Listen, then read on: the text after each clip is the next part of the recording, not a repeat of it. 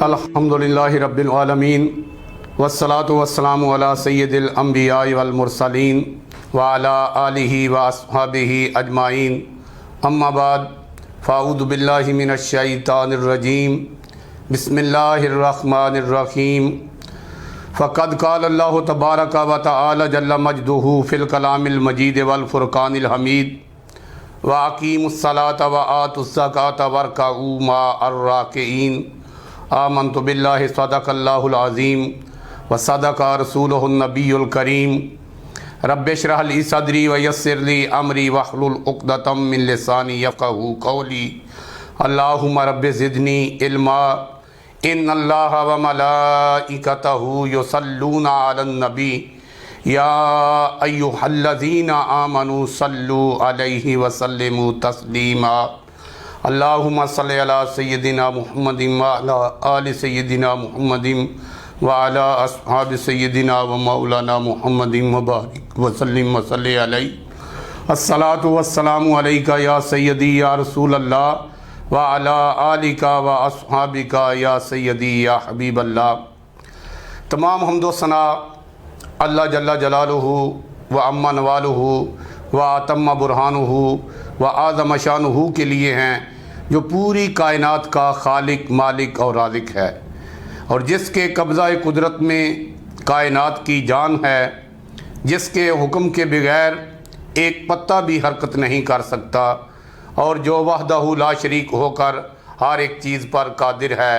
لاکھوں، کروڑوں، اربوں، خربوں لا تعداد درود و سلام حضور اکرم، نور مجسم، رحمت عالم، شفیع معظم، ہادی دو جہاں، سید انس و جاں، سیاح لا مکان، جمال کبریا، احمد مجتبی، حضرت محمد مصطفیٰ صلی اللہ تعالی علیہ وآلہ وسلم کی ذات اقدس پر، جن کے طفیل رب العالمین نے پوری کائنات کو تخلیق فرمایا اور اپنی ربوبیت کا اظہار فرمایا۔ بندہ پروردگارم، امت احمد نبی، دوست دارم، چار یارم، تابع اولاد علی، مذہب حنفیہ دارم، ملت حضرت خلیل، خاک پائے غوث اعظم، زیر سایہ ہر ولی۔ کیف و سرور مستی ہے موہڑا شریف میں، جاری خدا پرستی ہے موہڑا شریف میں، عالی وقار حضرت میرے مرشد میرے خواجہ پیر ہارون الرشید کی ایک بے نظیر ہستی ہے موہڑا شریف میں۔ انتہائی معزز و محترم حاضرین و سامعین، السلام علیکم ورحمۃ اللہ وبرکاتہ۔ مجھے S B I T V channel اور یوٹیوب کے ذریعے سننے والوں، اللہ تبارک و تعالیٰ آپ کو اپنی رحمتیں اور برکتیں عطا فرمائے۔ دوران خطبہ قرآن مجید فرقان حمید کی بڑی مشہور اور معروف آیت مبارک جو ہے وہ تلاوت کرنے کا شرف حاصل ہوا ہے۔ اللہ تبارک و تعالیٰ نے اپنے صحیفہ آسمانی کے اندر اپنی مقدس اور لاریب کلام قرآن مجید فرقان حمید کے اندر ارشاد فرمایا، وَأَقِيمُوا الصَّلَاةَ وَآتُوا الزَّكَاةَ وَارْكَعُوا مَعَ الرَّاكِعِينَ، اور نماز قائم کرو اور زکوٰۃ ادا کرو اور رکوع کرو رکوع کرنے والوں کے ساتھ۔ اللہ تبارک و تعالیٰ نے نماز کے متعلق قرآن مجید فرقان حمید میں 700 یا 750 مرتبہ ارشاد فرمایا کہ نماز قائم کرو، اور زکوٰۃ کے متعلق علماء فرماتے ہیں کہ اللہ تبارک و تعالیٰ نے 67 مرتبہ ارشاد فرمایا کہ اے ایمان والو اپنے مالوں سے زکوٰۃ ادا کرو۔ حضور نبی کریم رؤوف الرحیم علیہ الصلوۃ والسلام نے ارشاد فرمایا، مشکات شریف کے صفحہ نمبر 12 کے اوپر یہ حدیث پاک موجود ہے، بنی الاسلام علی خمس، شہادۃ ان لا الہ الا اللہ وان محمدا عبدہ ورسولہ واقام الصلاۃ وایتاء الزکوٰۃ والحج وصوم رمضان، اللہ اکبر جل شانہ۔ حضور نبی کریم رؤوف الرحیم علیہ الصلوۃ والسلام نے ارشاد فرمایا کہ اسلام کی بنیاد جو ہے وہ 5 چیزوں پر ہے۔ اس بات کی گواہی دینا کہ اللہ وحدہ لا شریک ہے، وہ خالق، مالک اور رازق ہے، اور محمد صلی اللہ علیہ وآلہ وسلم اس کے سچے آخری رسول ہیں۔ اللہ اکبر۔ اور نماز قائم کرنا اور زکوٰۃ ادا کرنا اور حج کرنا، یہ اسلام کی بنیاد ہے ان 5 چیزوں پر۔ اسلام کلمہ شہادت پڑھنے کے بعد، کلمہ طیبہ پڑھنے کے بعد آدمی دائرہ اسلام کے اندر داخل ہو جاتا ہے۔ اب 4 چیزیں جو ہیں اس پر فرض ہیں، 4 چیزیں اس پر فرض ہیں۔ نماز قائم کرنا، نماز ادا کرنا، زکوٰۃ اپنے مال کی ادا کرنا، رمضان المبارک کے روزے رکھنا، اور اگر صاحب استطاعت ہے تو ایک مرتبہ زندگی کے اندر اس کے اوپر حج بیت اللہ شریف جو ہے وہ فرض قرار دیا گیا ہے۔ یہ 4 چیزیں مسلمان پر ہر حال میں فرض ہیں۔ اب جیسے انسان عبادت کرتا ہے کہ عبادت کے بغیر مسلمانی نہیں ہے، نام کا مسلمان ہے، نماز اور زکوٰۃ کا تعلق آپس میں ایک دوسرے سے یہ لازم و ملزوم ہے۔ اگر انسان نماز ادا کرے، زکوٰۃ ادا نہ کرے تو پھر بھی اس نے اسلام کا ایک رکن چھوڑ دیا ہے۔ زکوٰۃ اسلام کا تیسرا بڑا رکن ہے، اور سن 2 ہجری میں مدینہ منورہ کے اندر زکوٰۃ کا حکم جو ہے وہ نازل ہوا، مسلمانوں پر زکوٰۃ جو ہے وہ فرض ہوئی۔ اللہ اکبر جل شانہ۔ اور اللہ تبارک و تعالیٰ نے اپنی مقدس کتاب کے اندر مختلف مقامات پر مسلمانوں کے لیے، ایمان والوں کے لیے اس کی بار دیگر تنبیہ کی ہے۔ ایک جگہ اللہ تبارک و تعالیٰ ارشاد فرماتے ہیں وَالَّذِينَ يَكْنِزُونَ الذَّهَبَ وَالْفِضَّةَ وَلَا يُنْفِقُونَهَا فِي سَبِيلِ اللَّهِ فَبَشِّرْهُم بِعَذَابٍ عَلِيمٍ کہ اے محبوب ان لوگوں کے لیے یہ بشارت ہے، خوشخبری ہے کہ جو جوڑ کر رکھتے ہیں سونا اور چاندی اور اسے اللہ کی راہ میں خرچ نہیں کرتے، اور ان کے لیے دردناک عذاب کی خوشخبری ہے فَبَشِّرْهُم بِعَذَابٍ عَلِيمٍ۔ قرآن پاک کے لفظوں پر غور کرو کہ قرآن مجید خود جو ہے وہ بشارت یعنی خوشخبری کے لفظ ہیں، دردناک عذاب کی خوشخبری ہے۔ اب اللہ تبارک و تعالیٰ نے بار دیگر یہ حکم ارشاد فرمایا یا ایھا الذین آمنوا لا تلہکم اموالکم ولا اولادکم عن ذکر اللہ ومن یفعل ذلک فاولئک هم الخاسرون۔ اے ایمان والو، تمہارے مال اور تمہاری اولاد اور کوئی چیز تمہیں اللہ کے ذکر سے غافل نہ کرے، اور جو ایسا کرے وہی لوگ نقصان میں ہیں۔ یہ زکوٰۃ جو ہے اس کا لفظ لغوی معنی ہے بڑھنا۔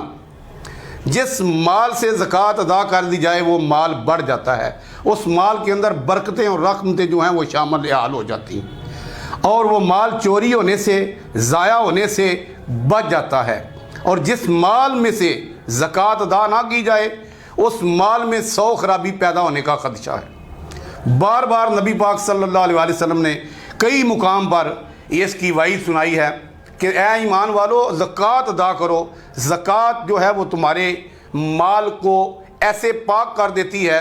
اللہ اکبر جل شانہ۔ یہ آج بدھ کا دن ہے، انشاءاللہ العزیز اگلے بدھ پہلا روزہ ہوگا۔ حضور صلی اللہ علیہ وسلم نے ارشاد فرمایا کہ مال کی زکوٰۃ جو ہے وہ 40واں حصہ ہے، اور اس پر زکوٰۃ فرض ہے جس کے پاس 7.5 تولہ سونا یا 52.5 تولہ چاندی ہو، اس کے اوپر زکوٰۃ فرض ہے۔ یہ 52.5 تولہ چاندی جو ہے یہ اس کی قیمت تقریباً آج کل 45 سے 50 ہزار کے لگ بھگ میں بنتی ہے۔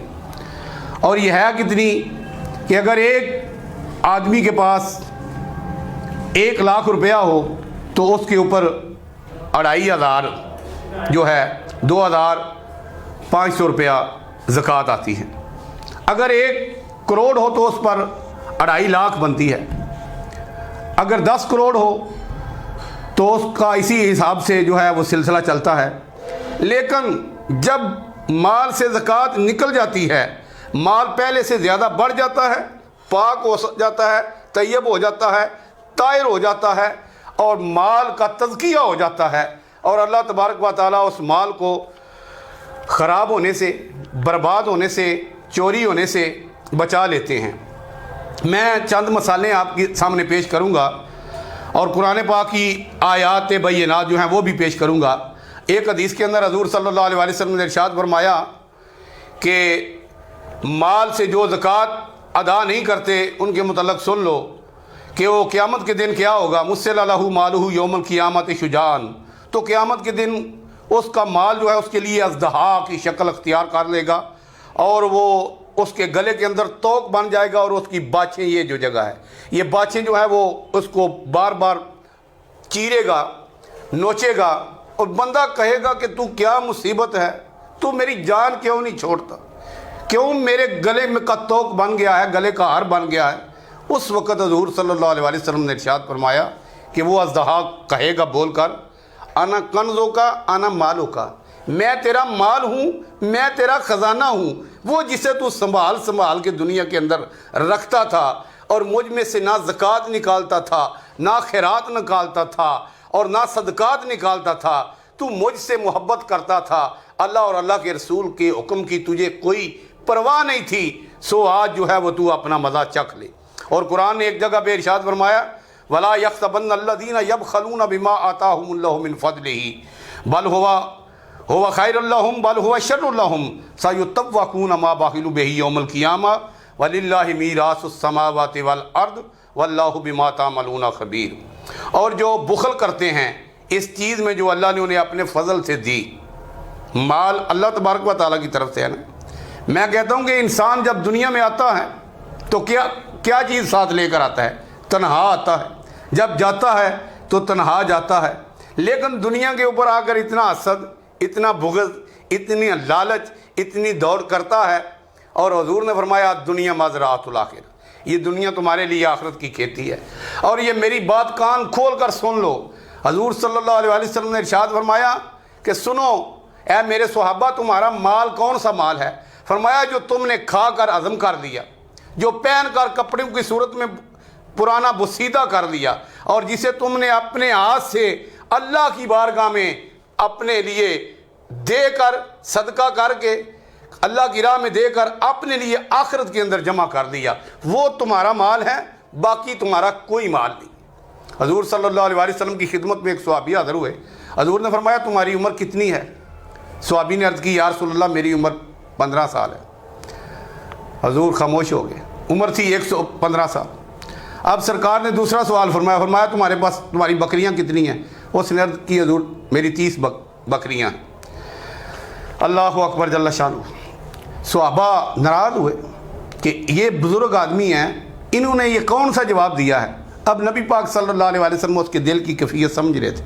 حضور نے ارشاد فرمایا میں تمہاری بات کو سمجھتا ہوں، یہ میرے صحابہ جو ہیں ان کو سمجھ نہیں آئی، ذرا وضاحت کرو تمہاری عمر کیسے 15 سال ہے؟ اس نے عرض کی یا رسول اللہ میری عمر 115 سال ہے، 100 سال جو ہے وہ کفر میں گزرا ہے، 15 سال سے میں دارہ اسلام میں داخل ہوا ہوں، اصل زندگی تو یہ زندگی ہے نا جو اللہ اور اللہ کے رسول کی غلامی والی زندگی۔ حضور خوش ہوئے، آپ نے فرمایا تمہارے پاس بکریوں کا بہت بڑا ریوڑ ہے، تو تمہاری 15 بکریاں کیسی ہوئیں یا 15 بھیڑیں کیسی ہوئیں؟ اس نے عرض کی یا رسول اللہ میں نے 15 سال کے اندر ہر سال میں 2 بھیڑ بکریاں جو تھی وہ قربانی کے لیے قربان کرتا تھا، 30 میں اللہ کی راہ میں دے چکا ہوں، یہ میری ہیں، آج میں مر جاؤں میری قبر کے اندر کسی نے بھیڑ بکریاں چھوڑ دینی ہے، رکھ دینی ہے؟ یا رسول اللہ یہ دنیا کا مال تو دنیا پہ ہی رہ جانا ہے۔ سرکار خوش ہوئے، صحابہ کرام رضوان اللہ علیہم اجمعین خوش ہو گئے۔ تو میں مثالیں دے کر آپ کو چند بات سمجھاتا ہوں کہ حضرت موسیٰ کلیم اللہ علیہ السلام کا ایک شخص پر گزر ہوا، ایک جگہ سے حضرت موسیٰ علیہ السلام جو تھے وہ گزرے، اور حضرت موسیٰ علیہ السلام نے دیکھا کہ ایک آدمی انتہائی خشوع و خضوع سے جو ہے وہ نماز پڑھ رہا ہے۔ حضرت موسیٰ علیہ السلام بڑے خوش ہوئے، عرض کی یا رب العالمین جتنی خشوع و خضوع سے یہ آدمی تمہاری عبادت کر رہا ہے، اتنا اللہ کا یہ اے اللہ یہ اتنا تیرا محبوب بندہ ہے، اتنی خشوع و خضوع اختیار کرنا بڑا مشکل کام ہے۔ اللہ تبارک و تعالیٰ نے جبریل امین علیہ السلام کو بھیجا اور فرمایا جبریل جاؤ جا کر میرے کلیم سے یہ بات جو ہے وہ عرض کرو۔ اب جبریل امین علیہ السلام اللہ کے حکم سے موسیٰ علیہ السلام کے پاس آ گئے اور آ کر عرض کرتے ہیں یا کلیم اللہ علیہ السلام، اللہ تبارک و تعالیٰ نے ارشاد فرمایا ہے کہ بے شک یہ بندہ میری نماز بڑی خشوع و خضوع سے کے ساتھ پڑھ رہا ہے، اگر یہ بندہ ایک دن کے اندر 1000 رکعت نماز ادا کرے، اگر یہ بندہ ایک دن کے اندر 1000 غلام آزاد کرے، اور اگر یہ بندہ ایک دن کے اندر 1000 آدمیوں کی نماز جنازہ جو ہے وہ پڑھے، اور اگر یہ بندہ ایک دن کے اندر 1000 حج جو ہیں وہ ادا کرے، اور اگر یہ بندہ ایک دن کے اندر 1000 جنگیں لڑے، لیکن جب تک یہ بندہ اپنے مال سے زکوٰۃ ادا نہیں کرے گا میں اس کی کوئی عبادت قبول نہیں کروں گا۔ یہ موسیٰ علیہ السلام ہیں، اللہ کے بڑے پیارے لاڈلے پیغمبر ہیں، اور وہ اللہ سے بات کر رہے ہیں، اس میں کوئی شک شبہ باقی نہیں ہو سکتا۔ سمجھ لینا چاہیے کہ زکوٰۃ نہ ادا کرنا جو ہے، اور تفسیر روح البیان والوں نے اس کو صفحہ نمبر 183 پہ درج کیا ہے، یہ واقعہ آپ دیکھ سکتے ہیں۔ اللہ اکبر جل شانہ۔ اور پھر سنیے کہ حضور نبی کریم رؤوف الرحیم علیہ الصلوۃ والسلام نے اس کے متعلق کیسی اس کے متعلق جو ہے آپ کے غلاموں کی کیسی جو ہیں وہ وضاحتیں ہیں۔ حضرت عبداللہ بن مبارک رضی اللہ تعالیٰ عنہ ایک بڑے مشہور بزرگ گزرے، وہ فرماتے ہیں کہ میں نے ایک مرتبہ حج بیت اللہ ادا کیا، اور میں حج بیت اللہ ادا کرنے کے بعد جب دن گزر گئے تو خانہ کعبہ میں آرام کر رہا تھا۔ خانہ کعبہ میں سویا تو میری آنکھ لگ گئی، میں نے عالم خواب میں دیکھا کہ آسمان سے 2 فرشتے اترے ہیں، اور دونوں فرشتے ایک دوسرے کے ساتھ باتیں کرنے لگے۔ ایک فرشتے نے دوسرے فرشتے سے فرمایا کہ اس سال کتنے لوگوں نے حج ادا کیا ہے؟ تو دوسرے فرشتے نے فرمایا کہ اس سال 6 لاکھ لوگوں نے مناسک حج ادا کیا ہے۔ اور دوسرے فرشتے نے کہا کہ اس سال کتنے لوگوں کا حج جو ہے اللہ کی بارگاہ میں منظور ہوا ہے؟ تو دوسرے فرشتے نے عرض کی کہ اس سال کسی کا بھی حج جو ہے اللہ کی بارگاہ میں منظور نہیں ہوا۔ تو حضرت عبداللہ بن مبارک رضی اللہ تعالیٰ عنہ بڑی تکلیف ہوئی۔ انہوں نے کہا کہ لوگ اتنی مشقتیں اٹھا کے آئے ہیں، بیری بیڑوں پر سفر کر کے آئے ہیں، اونٹوں پر سفر کر کے آئے ہیں، گھوڑوں پر سفر کر کے آئے ہیں، پیدل چل کر آئے ہیں، کسی کا بھی حج اللہ کی بارگاہ میں قبول نہیں ہوا۔ 6 لاکھ لوگ پوری دنیا سے مناسک حج ادا کرنے کے لیے آئے۔ اور ساتھ ہی پھر فرشتے نے کہا کہ اللہ تبارک و تعالیٰ نے ایک بندہ ہے دمشق کے اندر جس کا نام علی بن الموافق ہے، اس کے صدقے سے 6 لاکھ لوگوں کی مغفرت فرما دی ہے، اور اس کا حج جو ہے وہ اپنی بارگاہ میں قبول کر لیا ہے۔ اب حضرت عبداللہ بن مبارک رضی اللہ تعالیٰ عنہ کو بڑا تعجب ہوا، دل میں خیال آیا کہ میں مکہ المکرمہ سے چل کر دمشق جاتا ہوں اور اس آدمی سے ملاقات کرتا ہوں اور اس سے پوچھتا ہوں کہ تو نے کون سی نیکی کی ہے جو اللہ کی بارگاہ میں اتنی مقبول ہے کہ تو اپنے گھر میں بیٹھا ہوا ہے اور اللہ تبارک و تعالیٰ نے تیرا حج بھی قبول کر لیا ہے، اور جو 6 لاکھ لوگ اللہ کی بارگاہ میں حج ادا کرنے کے لیے آئے تھے ان کی بخشش اور مغفرت بھی فرما دی۔ حضرت عبداللہ بن مبارک جو تھے وہ دن رات سفر کرتے ہوئے دمشق پہنچے۔ اب لوگوں سے پوچھا کہ علی بن الموافق جو ہے اس کا گھر کون سا ہے؟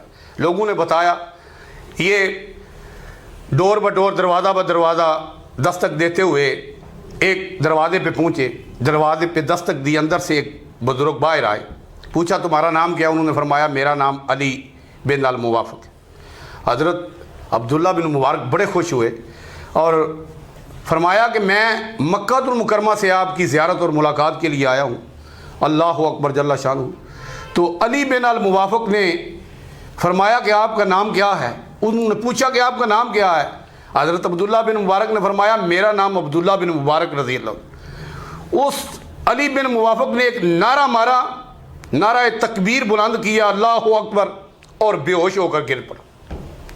اب جب علی بن الموافق ہوش میں آیا تو حضرت عبداللہ بن مبارک رضی اللہ تعالیٰ عنہ نے فرمایا کہ اے اللہ کے بندے، تو کون سا نیک عمل کرتا ہے کہ تو اپنے گھر کے اندر موجود ہے اور اللہ تبارک و تعالیٰ نے تیرا حج بھی قبول فرما لیا ہے اور تیرے صدقے سے 6 لاکھ لوگوں کی بخشش اور مغفرت بھی فرما دی ہے۔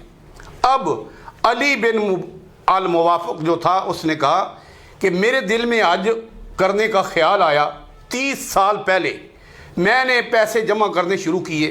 میں پارا دوزی کا کام کرتا ہوں، یعنی درزی ہوں، کپڑے سیتا ہوں، پارا دوزی کا کام ہے میرا۔ میں نے 30 سال کے اندر 3000 درہم جو تھے وہ جمع کی، اور میں حج کی تیاری کرتا تھا۔ کہتے ہیں کہ ایک دن میرے ہمسائے کے گھر سے گوشت کی خوشبو آ رہی تھی، میری بیوی حاملہ تھی۔ میری بیوی نے کہا کہ اے علی بن الموافق، جاؤ ہمسائے سے تھوڑا سا سالن لے کر آؤ گوشت کا، میرا جی گوشت کھانے کو چاہ رہا ہے۔ علی بن موافق کہتے ہیں کہ میں سالن لینے کے لیے ہمسائے کے گھر گیا، دستک دی اور اس سے کہا کہ مجھے تھوڑا سا سالن چاہیے، تو ہمسائے نے کہا کہ یہ میرے لیے حلال ہے اور تمہارے لیے حرام ہے۔ والی بن موافق کہتے ہیں کہ یہ کیا ہوا کہ میرے لیے حرام ہے اور تمہارے لیے حلال ہے؟ تو اس ہمسائے نے کہا کہ 7 دن ہو گئے ہیں میرے گھر میں کوئی چیز نہیں ہے، کوئی رزق نہیں ہے، آج میں جنگل میں گیا، میں نے دیکھا کہ ایک مردار گدھا پڑا ہوا ہے، میں اس کا ایک حصہ کاٹ کر لے آیا اور اسی کو یہ پکا کر اپنے بچوں کو دے رہا ہوں، اس لیے میں نے یہ کہا ہے۔ اللہ اکبر جل شان۔ علی بن الموافق کہتے ہیں کہ میرے دل کے اندر آگ لگ گئی کہ یہ اتنا غریب ہے اور میں نے 3000 درہم جمع کیے ہوئے ہیں اور یہ حرام مردار کھانے پہ تلا ہوا ہے۔ علی بن موافق کہتے ہیں کہ میں نے وہ 3000 درہم اٹھائے اور جا کر اسے دے دی اور کہا کہ تو ان سے اپنے بیوی بچوں کا خرچہ چلا، اللہ تعالیٰ تجھے اس کے بعد اور بھی دے گا۔ حضور نبی کریم رؤوف الرحیم علیہ الصلوۃ والسلام نے ارشاد فرمایا کہ وہ مومن نہیں ہے کہ جو خود پیٹ بھر کر کھائے اور سو جائے اور اس کا پڑوسی جو ہے وہ ہمسایہ جو ہے وہ بھوکا اور پیاسا پڑا رہے۔ حضور صلی اللہ علیہ وسلم آج پڑوسیوں کو محلے داروں کو تکلیفیں دیتے ہیں اور کہتے ہیں یہ ہم بڑا ثواب کا کام کر رہے ہیں۔ سنو میرے دوستو، میرے بزرگوں، میری بہنوں، میرے بچوں، سنو، اللہ تبارک و تعالیٰ کے پیارے محبوب نے ارشاد فرمایا کہ تمہارے دائیں طرف 40 گھر، تمہارے بائیں طرف 40 گھر، تمہارے آگے 40 گھر اور تمہارے پیچھے 40 گھر جو ہیں وہ تمہارے ہمسائے۔ اگر تم نے ان کو تکلیف دی تو نہ تمہاری نماز ہے، نہ تمہارا روزہ ہے، نہ تمہارا حج ہے، نہ تمہاری زکوٰۃ ہے۔ کیوں؟ یہ تمہارے ہمسائے ہیں، تم سے کوئی تکلیف نہیں پہنچنی چاہیے۔ تو میں یہ عرض کر رہا تھا کہ علی بن موافق نے وہ 3000 درہم جو تھے وہ اٹھا کر اپنے ہمسائے کو دے دیے۔ اللہ تبارک و تعالیٰ کی بارگاہ میں یہ نیکی اتنی پسند آئی، اللہ کو اتنی پسند آئی کہ اللہ نے حضرت عبداللہ بن مبارک کو یہ واقعہ سنایا اور دکھایا کہ 2 فرشتے آسمان سے اترے، آپس میں باتیں کی، اور جتنا میں نے واقعہ بیان کیا ہے، اللہ اکبر جل شانہ، حضرت عبداللہ بن مبارک فرماتے ہیں کہ میں اس سے گلے لگ کر ملا اور اس سے یہ بات کہی کہ اے اللہ کے بندے علی بن موافق، اللہ کی بارگاہ میں تمہاری یہ نیکی اتنی مقبول ہے کہ اللہ نے تمہارے صدقے سے 6 لاکھ لوگوں کی مغفرت فرما دی ہے، اور اللہ نے تمہارے گھر کے اندر رہ کر تمہارے لیے حج جو ہے اس کا ثواب تمہیں عطا فرما دیا ہے۔ یہ ان لوگوں کی بات ہے جو اللہ کی راہ میں خرچ کرتے ہیں۔ اب سنیے دوسرا واقعہ۔ اللہ اکبر جل شانہ۔ جو لوگ زکوٰۃ ادا نہیں کرتے اور زکوٰۃ کا مال جو ہے وہ سمجھتے ہیں کہ یہ ہمارا ہی ہے، اس پر ہمارا ہی حق ہے، یہ اور کسی کا نہیں ہے۔ اللہ اکبر جل شانہ۔ یہ واقعہ بھی ایسا ہی ہے، ایک ایسا واقعہ ہے کہ آپ اس کو سن کر بڑے خوش ہوں گے اور آپ کو یہ پتہ چلے گا کہ یہ زکوٰۃ ادا کرنا جو ہے وہ کیسا ہے اور زکوٰۃ دینے کے کتنے فائدے ہیں۔ اللہ اکبر جل شانہ۔ حضور نبی کریم رؤوف الرحیم علیہ الصلوۃ والسلام کے ایک صحابی حضرت عبداللہ بن عباس رضی اللہ تعالیٰ عنہ اپنے زمانہ کے بڑے بلند پایہ صحابی تھے، اور لوگ اپنے معاملات کے فیصلے آپ کے پاس لے کر آیا کرتے تھے اور آپ فیصلے فرمایا کرتے تھے۔ اللہ اکبر جل شانہ۔ آپ کے زمانے کے اندر ایک بڑا امیر کبیر شخص جو تھا وہ فوت ہو گیا۔ اب اس کو نلایا گیا، دھلایا گیا، کفنایا گیا، قبر کھودی گئی۔ اس کے لیے جب قبر کھودی گئی نا تو قبر کے اندر ایک بہت بڑا اژدہا جو تھا وہ نکل آیا۔ اب لوگوں نے جا کر عبداللہ بن مبارک رضی اللہ تعالیٰ عنہ کو بتایا۔ حضرت عبداللہ بن عباس رضی اللہ تعالیٰ عنہ نے فرمایا کہ قبر دوسری جگہ پہ کھودو۔ قبر دوسری جگہ پہ کھودی گئی، اس جگہ پہ بھی اژدہا نکلا۔ اب بتایا لوگوں نے، آپ نے فرمایا قبر تیسری جگہ پہ کھود۔ قبر تیسری جگہ پہ کھودی گئی، حتیٰ کہ 7 مقام پر قبر کھودی گئی۔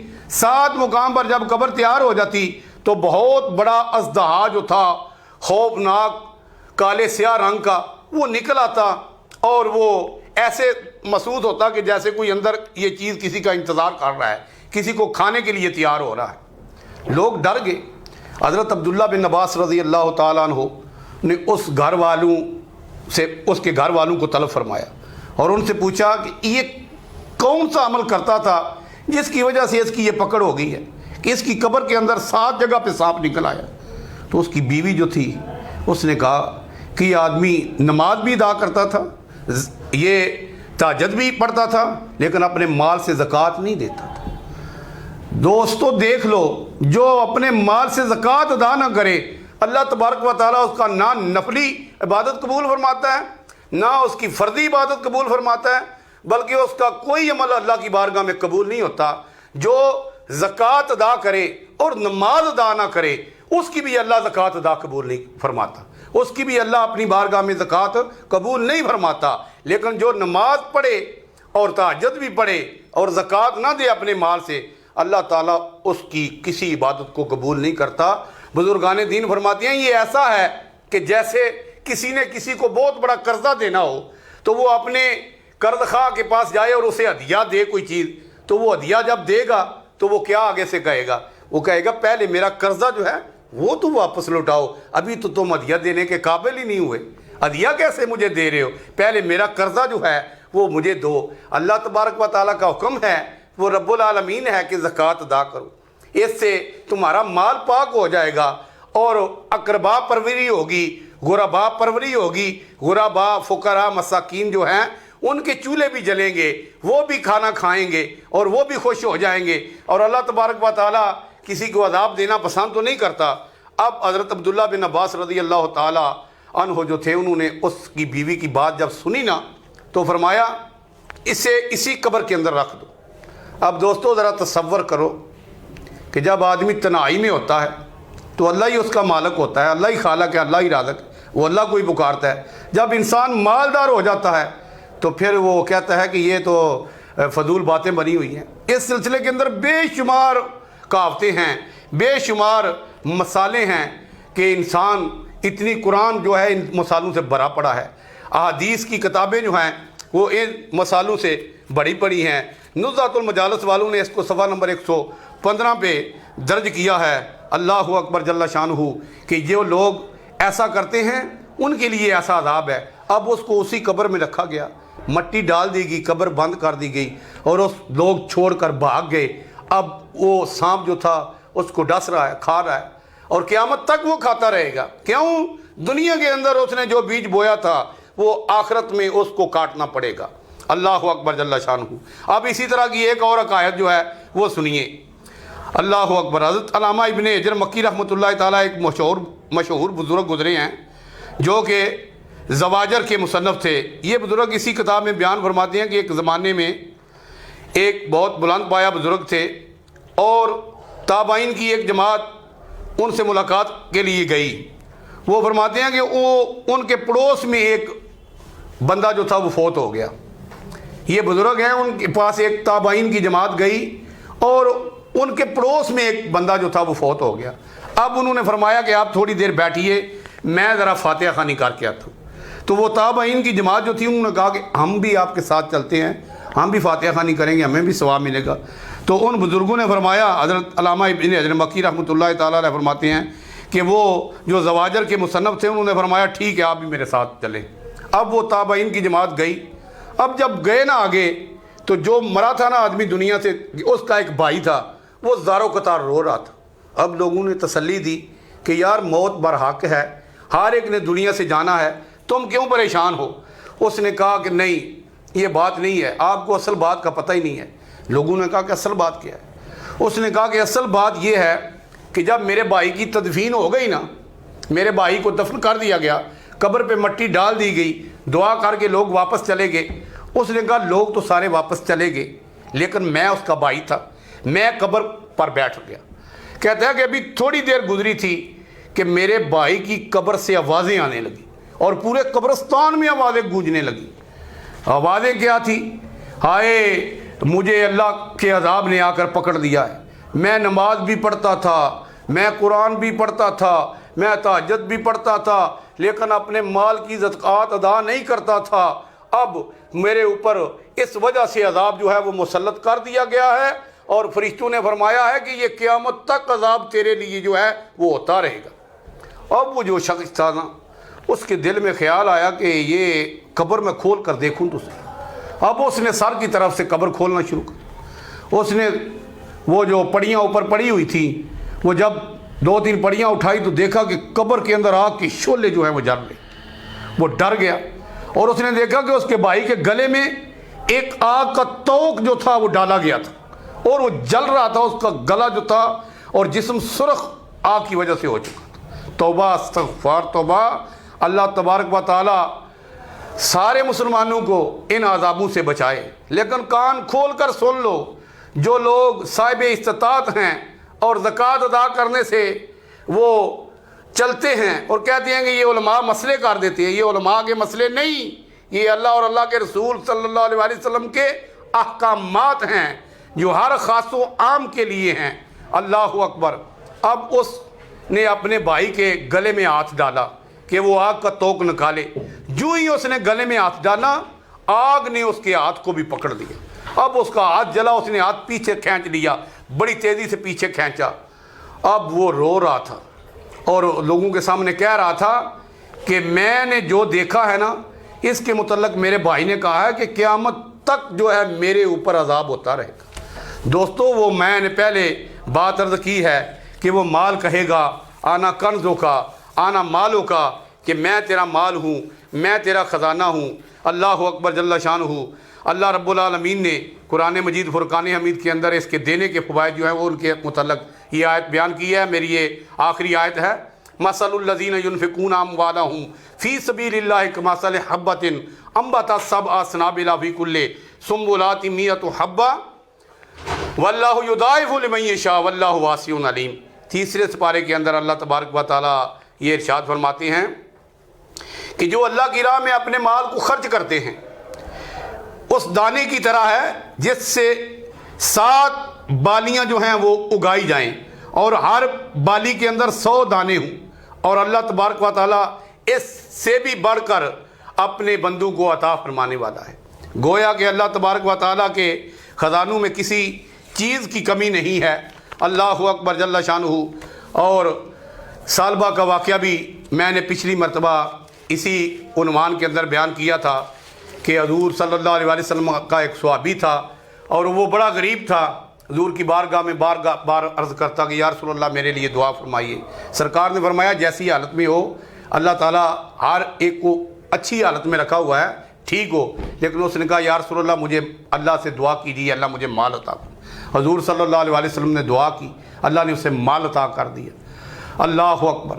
اب وہ مال کی زکوٰۃ نہ ادا کر سکا، تو جو لوگ کہتے ہیں کہ یا اللہ ہم غریب ہیں، ہمیں مال اگر تو عطا فرمائے تیری عزت کی قسم ہم مسجد بنوائیں گے، مدرسہ بنوائیں گے، راستہ بنوائیں گے، غریبوں مسکینوں کی خدمت کریں گے، اور ہم ایسے کریں گے، ہم ایسے کریں گے۔ اور پھر جب اللہ تبارک و تعالیٰ اپنے فضل سے عطا فرماتا ہے تو پھر وہ بھول جاتے ہیں، پھر وہ اپنے آپ پر مال خرچ کرتے ہیں، اپنے کوٹھی اور مکانوں پہ خرچ کرتے ہیں، اپنے بیوی اور بچوں پہ خرچ کرتے ہیں، اپنے لیے بینک بیلنس اور گاڑیاں بنا لیتے ہیں۔ ان کے متعلق یہ وعید آئی ہے کہ جو لوگ اللہ کی راہ میں خرچ نہیں کرتے تو یہ تھوڑا سا حصہ ہے، 40واں حصہ اللہ کی راہ میں ہے، اور اگر یہ انسان دے 100 میں سے 2.5 روپے جو ہیں، 1000 میں سے 250 روپیہ اور 1 لاکھ میں سے 2500 یعنی 2500، یہ کوئی زیادہ نہیں ہے۔ اس سے مال پاک ہو جاتا ہے، صاف ہو جاتا ہے، طیب ہو جاتا ہے، طاہر ہو جاتا ہے، چوری سے، زمینی آسمانی آفت و بلیات سے محفوظ ہو جاتا ہے۔ زکوٰۃ کا معنی ہے لغوی معنی بڑھنا، یعنی کسی چیز کا بڑھ جانا۔ تو جب اللہ تبارک و تعالیٰ ارشاد فرما رہے ہیں کہ زکوٰۃ دینے سے مال بڑھتا ہے، حضور صلی اللہ علیہ وسلم نے ارشاد فرمایا میں قسم دے کر کہتا ہوں کہ صدقہ کرنے سے، خیرات کرنے سے، زکوٰۃ دینے سے مال گھٹتا نہیں بلکہ مال بڑھتا ہے۔ جب اللہ اور اللہ کے محبوب نے یہ ارشاد فرما دیا ہے تو اب شیطان ہے ہمیں جو ورگلا رہا ہے اور کہہ رہا ہے کہ اگر مال سے زکوٰۃ ادا کی تو مال جو ہے تمہارا کم ہو جائے گا، حالانکہ مال کم نہیں ہوتا۔ اللہ تبارک و تعالیٰ حضور صلی اللہ علیہ وسلم کے صدقے سے مسلمانوں کو اور صاحب استطاعت لوگوں کو اس بات کی سمجھ عطا فرمائے، اور اللہ تبارک و تعالیٰ ہم سب کو اپنی حفظ و امان میں رکھے۔ اللہ اکبر جل شانہ۔ کسی شاعر نے کہا ہے اجڑ گیا وہ باغ جس کے لاکھوں مالی تھے، سکندر اعظم گیا جب دنیا سے تو دونوں ہاتھ خالی تھے۔ اللہ اکبر جل شانہ۔ یہ دنیا فانی ہے، میرے دوستو اس دنیا سے جانا ہے۔ اللہ اکبر جل شانہ۔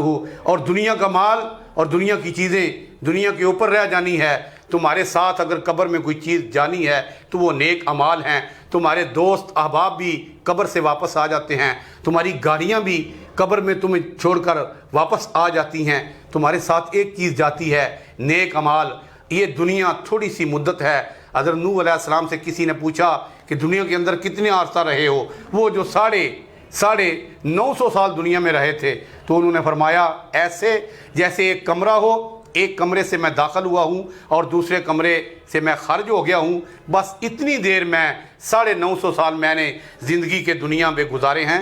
یہ دنیا مختصر ہے، فانی ہے۔ اللہ تبارک و تعالی ہمیں دنیا کو سمجھنے کی توفیق عطا فرمائے، قوت عشق سے ہر پست کو بالا کر دے، دہر میں اس میں محمد سے اجالا کر دے، کہ محمد سے وفا تو نے تو ہم تیرے ہیں، یہ جہاں چیز ہے کیا لوح و قلم تیرے ہیں۔ وآخر دعوانا ان الحمدللہ رب العالمین۔